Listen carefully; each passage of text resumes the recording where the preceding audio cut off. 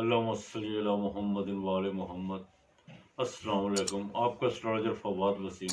सबसे पहले मेरा चैनल सब्सक्राइब कीजिएगा और बेल आइकॉन का बटन दबाइएगा ताकि मेरी तमाम वीडियोस आप तक पहुंच सके।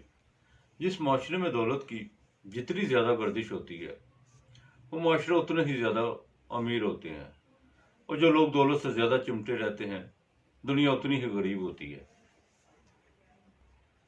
पैसा ज़रूरत ज़रूर है लेकिन अहम नहीं। जहाँ यही पैसा अहम होना शुरू होता है वहाँ रिश्ते आम होना शुरू हो जाते हैं। इंसान की सारी जिंदगी का दारो मदार पैसे के गिर्द ही घूमता है।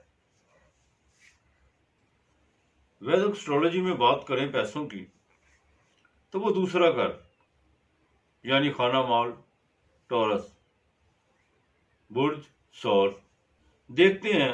आने वाला साल यानी 2021 बुर्ज सौर वालों के लिए माली लिहाज से कैसा होगा, या ये 2020 की तरह वैसे ही गुजर जाएगा। सबसे पहले इनकी सेहत पर बात करेंगे। साल के आगाज में इनकी सेहत तो अच्छी रहेगी। 15 फरवरी से लेकर 17 अप्रैल तक वीनस गरूब रहेगी।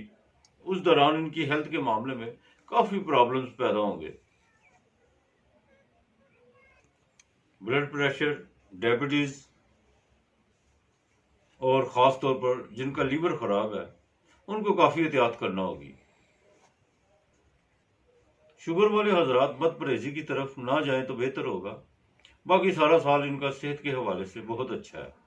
अब इनके वेल्थ की बात करें तो इनका सेकंड हाउस यानी अतारत साल में 3 मरतबा बिक्री होता है यानी उल्टा होता है। 30 जनवरी से लेकर 20 फरवरी तक उल्टा रहेगा और फिर 29 मई से लेकर 22 जून तक, और आखिर में 27 सितंबर से लेकर 18 अक्टूबर तक ये अपनी उल्टी चाल चलेगा। अच्छा, इन तारीखों में बुर्ज टॉरस वालों के लिए माली परेशानियां लाहक हो सकती हैं। अतारत का ताल्लुक बिजनेस और अकल से भी है। इन तारीखों में कोई माली नुकसान या बिजनेस में कोई पेचीदगियां पैदा होगी तो वो सिर्फ आपके अकली फैसलों की वजह से होंगी। इन तारीखों को निकाल कर बाकी सारा साल माली लिहाज से आपका बहुत अच्छा गुजरेगा। खास तौर पर इन तारीखों का खास ख्याल रखिएगा। जैसे ही अतारत विरगो में आएगा यानी उच्च राशि में, उस वक्त आपकी माली तरक्की को कोई नहीं रोक सकता। बच्चों की तालीम की बात करें तो 5वां घर विरगो यानी वो भी अतारत का। तालीम में कामयाबी तो मिलेगी लेकिन एक अहम बात यह है कि जो नई जनरेशन तालीम से वाबस्ता है उनको इस साल नई नई चीज़ें देखने को मिलेंगी, और ख़ास तौर पर जो लिखने वाले हजरात हैं, साफ़ी हजरात और सोशल मीडिया से वाबस्ता लोग, उनके लिए ये साल बड़ा सूदमंद साबित होगा।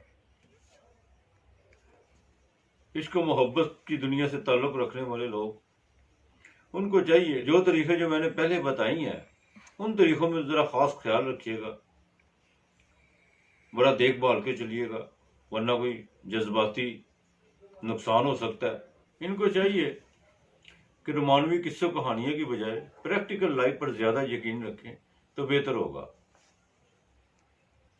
रिश्तों पर गौर करें तो जीवन साथी यानी 7वां घर जो बुर्ज टॉरस के बिल्कुल सामने स्कॉर्पियो का, जहां केत भी बैठा हुआ है, और ये मरीख का घर है। मरीख 2 जून से 20 जुलाई तक बुर्ज सरतान यानी कैंसर में रहेगा नीच राशि का होकर। वहां जीवन साथी के साथ मामलात में बड़ी पेचीदगियां पैदा हो सकती है। मामूली नोक झोंक बड़ी दूर ले जा सकती है। बिजनेस पार्टनर के हवाले से कोई मामलात कुछ अच्छे नहीं रहेंगे। बेहतर होगा कि उलझाव पैदा करने की कोशिश न कीजिएगा। बिजनेस पार्टनर के साथ हालात कुछ इस नहज पे जा सकते हैं कि बिजनेस खत्म हो तो हो लेकिन एक दूसरे के साथ हमेशा के लिए दूर भी हो जाए। और जो लोग नई पार्टनरशिप का सोच रहे हैं उनको 2 जून से लेकर 20 जुलाई तक बिल्कुल परहेज करना होगा। और जो लोग प्रॉपर्टी और कॉपर का बिजनेस करते हैं उनको इन तरीकों में बिल्कुल कोई नया रिस्क लेने की जरूरत नहीं। 9वें घर में ज़ोहल का होना यानी भाग्य स्थान में, ये साइन बड़ा अच्छा है आपके लिए। करियर में बहुत ज्यादा उछाल आएगा और बेहतरी होगी। अप्रैल के दूसरे फेज में गवर्नमेंट मुलाजमत करने वालों को गवर्नमेंट की तरफ से कोई प्लाट या कोई ऐसा माली पैकेज मिल सकता है जो इनके लिए फायदेमंद हो। वैसे तो सारा साल बुर्ज टॉरस वालों के लिए खासा अच्छा रहेगा हर लिहाज से, लेकिन सिर्फ इन तरीकों में खास ध्यान देना होगा और आंखें खोलकर चलना होगा। अप्रैल में जैसे ही मुश्तरी ट्रांजिट करके एक्वेरियस में जाएगी और जोल 9वें घर में मुश्तरी का केंद्र में होना, ये साइन बुर्ज सोल वालों के लिए बहुत अच्छा है। ये पिछले 2-2.5 साल की सारी कसरें निकाल देगा ये साइन।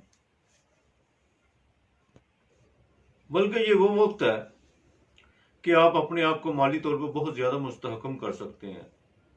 आपके आने वाले सालों में अगर छोटे मोटे कोई नुकसानात हो भी जाते हैं तो वो आपका कुछ ना बिगाड़ सकें। बुर्ज टॉरस से जो रिलेटेड है वकला हजरात, उनके लिए फरवरी और मार्च बहुत अच्छा है। इनको चाहिए टॉरस वालों को कि जुमे के जुमे चावल और चीनी किसी फकीर या मुस्तहक को लेकर दें और हो सके तो जुमे का रोजा रखें और जुमे को नमक का जितना भी कम हो इस्तेमाल करें। ये इनके लिए बहुत बेहतर है। अपने इर्द गिर्द के माहौल को साफ रखिए। अपने नए साल का आगाज अपने हाथों से नया पौधा लगाकर कीजिए।